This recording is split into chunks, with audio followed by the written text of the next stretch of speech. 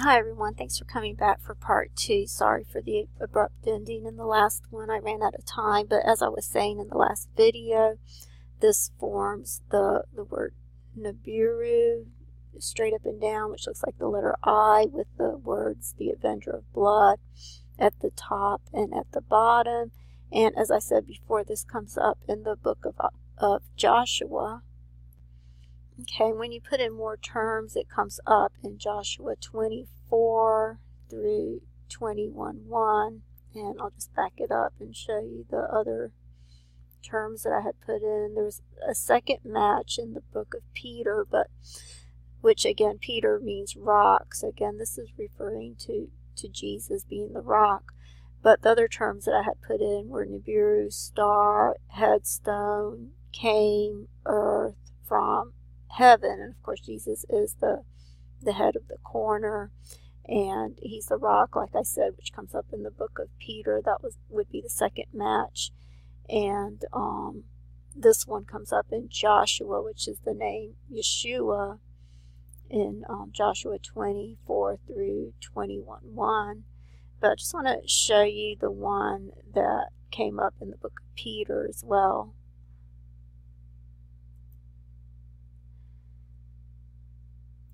Okay, this is the table that came up in the book of Peter. You see the word Nibiru. You see the word wrath right here in the blue. You see the word star right here in the pink. And Nibiru was coming up over here in the pinkish color, the orangey pink. The letters N-I-B-I-R-U. And that's a very short skip in that one as well. Okay, so I was just looking over this table. I didn't really even plan to show the second match that was coming up in the book of Peter, but I couldn't help noticing how many times it had the word evil over here at the top. It's actually saying reveling here in some cases. It's saying, okay, I couldn't get the whole thing to come up, but it says rendering evil for evil, or reveling for reveling, but contrariwise blessing, for hereunto were ye called, that you should inherit a blessing. And so this is where the word Nibiru comes up. Okay, you can see that right here in the orangey pink color, and right above it you have the words rendering evil for evil, and evil for reveling, but contrariwise blessing, for here unto where ye were called, that they should inherit a blessing. Okay, so it's like I had explained in that video, and I don't even know if I had gone into the matrix here in the book of Peter at all or not, but Jesus is the precious stone to those who believe, but he's a rock of offense to those who don't believe. And that's exactly what's being expressed here. It's saying rendering evil for evil and reveling for reveling, but contrariwise blessing, for hereunto were ye called, that ye should inherit a blessing. And that's exactly where you have the word Nibiru coming up. And this is in the first book of Peter, but it's actually in the second book of Peter where it says just that, and I'll just show you that scripture.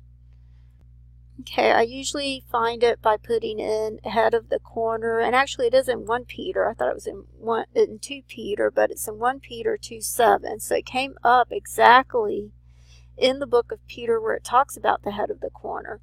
But the way I find it usually is by just putting in the words head of the corner, which comes up in Luke 2017. So again, this makes the year 2017 just like the Nibiru, the first match of the Nibiru table that comes up in Joshua 27 and 28. It talks about the head of the corner in Luke 2017 and 2018.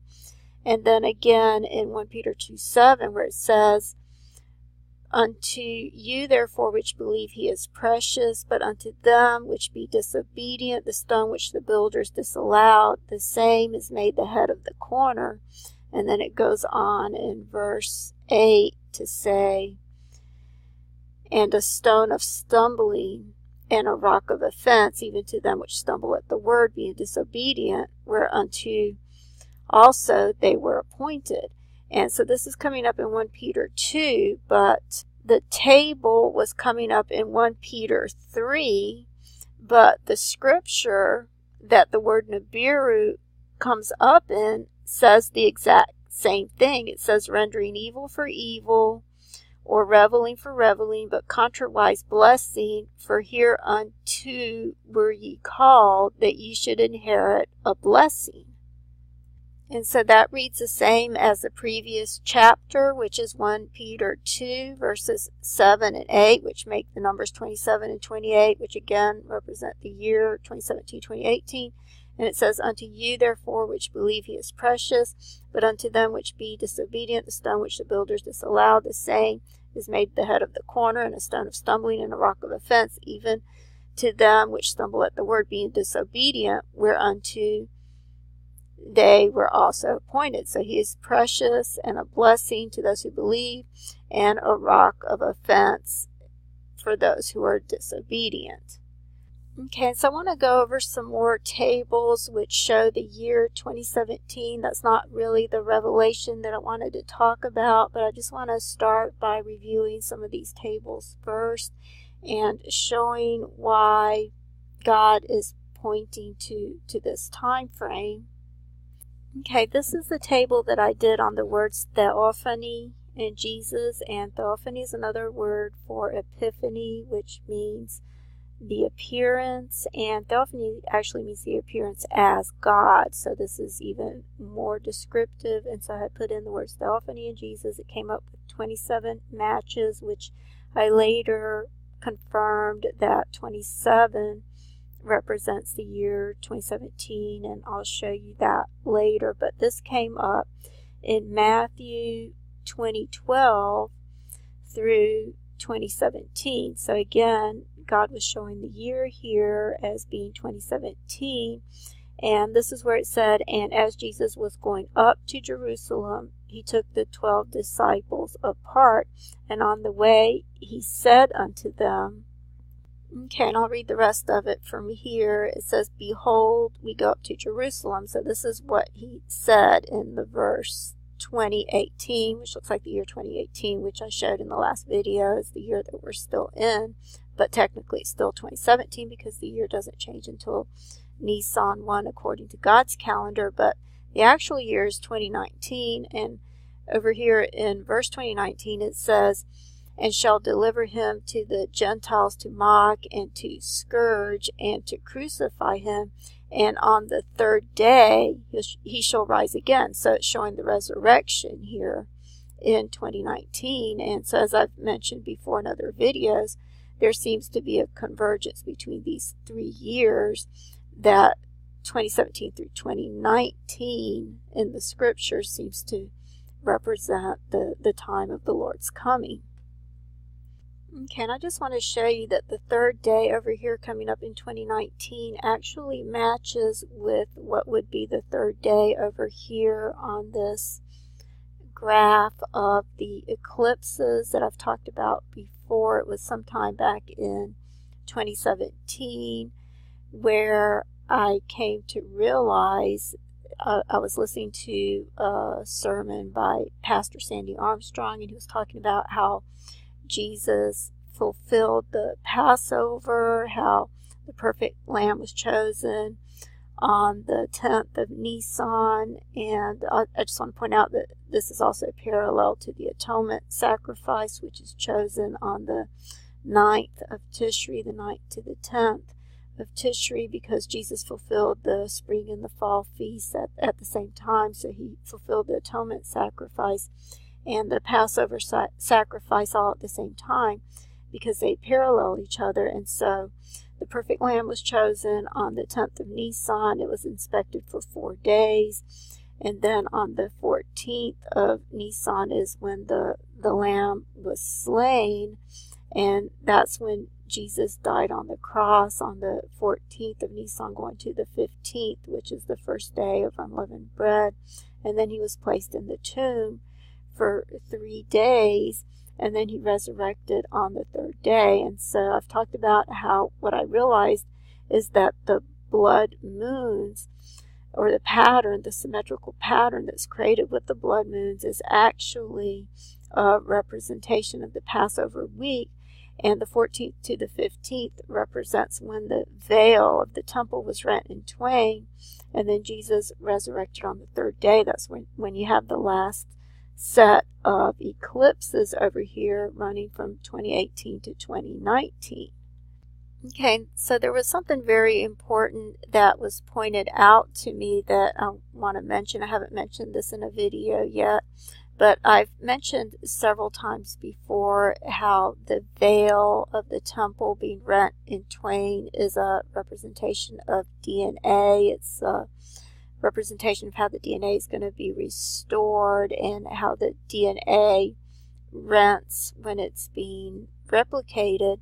And it was pointed out to me that under meiosis, and this is actually going to lead into the next table that I want to show you, which also confirms the year, but under meiosis, which is a type of mitosis, this is when the cell divides for the purpose of reproduction, and it divides into 4 daughter cells. Normal mitosis, it divides into 2 daughter cells, but with meiosis it divides into 4, and the 4 cells are referred to as a tetrad. I had no idea, and so I believe that confirms that the veil being rent in twain is a representation of the DNA. It's a representation of God's DNA being divided, which is what will restore our DNA, and I can get into that a little more when I get into some of the revelations that I wanted to talk to. But I think it confirms that the tetrad here is a representation of DNA, and that the veil of the temple being rent in twain is a representation of DNA, and that this entire pattern is a representation of the Passover week. And I just want to thank So Ready to Go Home for pointing that out to me. And like I said, I'll talk about that a little more later, but I want to go ahead and show you the table that I did on the word mitosis, and how that also seems to be confirming the year as well. As you can see, this is actually a 7-letter word, and that's another thing that I wanted to talk about, because I was watching a video recently where someone had said that the odds of finding a 6-letter word were phenomenal in the Hebrew, and I've found quite a few 7-letter words as well as several 6-letter words, but this was one of the 7-letter words that I found.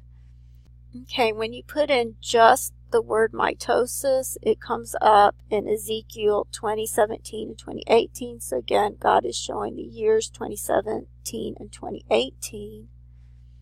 Okay, but what I realized as I was reading the table, when I put in more terms, as you see up here, it brought up more of the table, and it came up in Ezekiel 2013 through, I'll just let this play, through 2022.